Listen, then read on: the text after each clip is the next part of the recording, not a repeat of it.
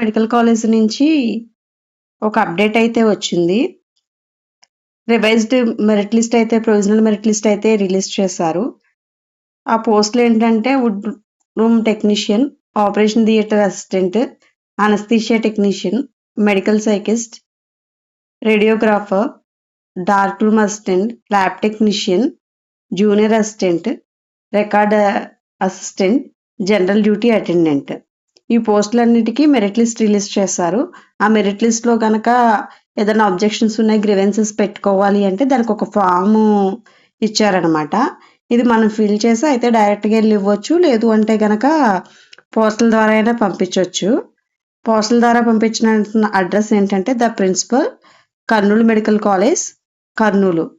ఇది మనము 11వ తారీఖు నుంచి 15వ తారీఖు, ఈ నెల 15వ తారీఖు 10:30 AM to 5 PM లోపు అంటే వర్కింగ్ అవర్స్లో సబ్మిట్ చేయాలన్నమాట. ఫామ్ వచ్చి ఇట్లా ఉంటుంది. మనం ఏ పోస్ట్కి అప్లై చేసాం అనేది ఆ పోస్ట్ పేరు రాస్తాము. Name of the candidate capital లెటర్స్లో రాస్తాము. తర్వాత serial number of the candidate in the provisional merit లిస్ట్లో సీరియల్ నెంబర్ అన్నమాట. ఇది అప్లికేషన్ నెంబర్. వాళ్ళు ఆల్రెడీ అప్లికేషన్ నెంబర్ ఆఫీస్ వాళ్ళు వేసి ఉంటుంది, చూపిస్తాను మీకు. ఇది మొబైల్ నెంబరు, ఈమెయిల్ ఐడి ఇవ్వాలి క్యాండిడేట్ది. తర్వాత దేనికి గ్రీవెన్సెస్కి అప్లై చేస్తున్నాము అనేది ఇక్కడ రాస్తామన్నమాట. రాసి సిగ్నేచర్ పెట్టి ఇవ్వాలి.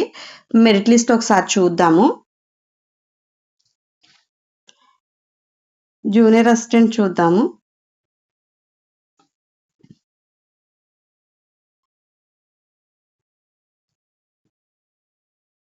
ఇట్లా ఉంటుందన్నమాట మెరిట్ లిస్ట్.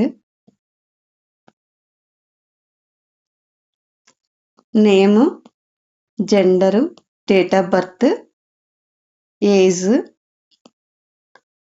తర్వాత సోషల్ స్టేటస్, క్యాస్ట్ అనమాట. ఈడబ్ల్యూఎస్ ఉంటే కనుక ఎస్ అని ఉంటుంది. ఇది ఎస్ఆర్ నో అనేది దానికి సంబంధించి. హ్యాండిక్యాప్డ్ ఏదన్నా ఉన్నారా, లేకపోతే ఎక్స్ సర్వీస్ మ్యాన్స్ ఉన్నారా, తర్వాత నెగిటివ్ డిస్టెన్స్ లోకలా నాన్ లోకలా అనేది స్టేటస్. మనం ఏం చదివేమనేది కోర్స్ అనమాట. బిఏ, బీకామ్, బిఎస్సి ఏదైతే అది. యాక్చువల్గా మనకి ఉన్న దాంట్లోంచి 70%కే 75%కే కాల్కులేట్ చేస్తారు. దాన్ని బట్టి ఇక్కడ పర్సంటేజ్ వేస్తారు. తర్వాత సర్వీస్ మార్క్స్ ఒక 15 మార్క్స్ ఉంటాయి. అదే కోవిడ్ టైంలో వర్క్ చేస్తే కనుక 1.5 year 15 మార్క్స్. రూరల్లో అయితే కనుక 10 మార్క్స్. అదే అర్బన్ ఏరియాలో అయితే 5 మార్క్స్ ఇస్తారనమాట.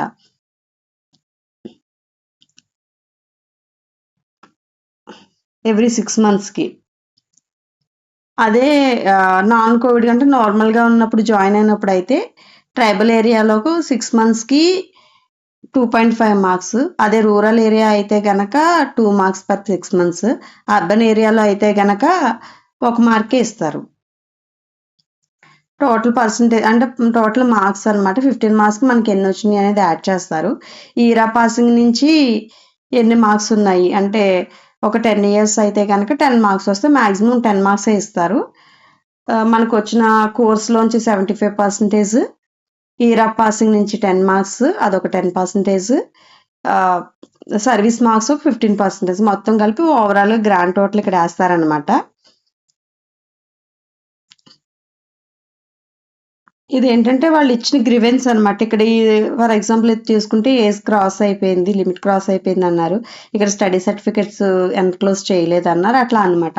మనం ఏదైతే ఉందో ఇక్కడ నేను చెప్పాను కదా, ఇది సీరియల్ నెంబరు, ఇది application number.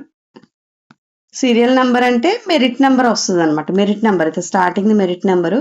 Next application form number ఉంది కదా, అది. ఇక్కడ నేమ్ ఎంటర్ చేస్తాము. గ్రీవెన్సెస్ ఏమన్నా ఉంటే కనుక 15వ తారీఖు లోపు అప్డేట్ చేయాలి. వెళ్ళి ఇవ్వడం కానీ, లేదు అంటే కనుక సబ్మిట్ చేయడం, పోస్ట్లో కానీ సబ్మిట్ చేయాలి. Thank you friends.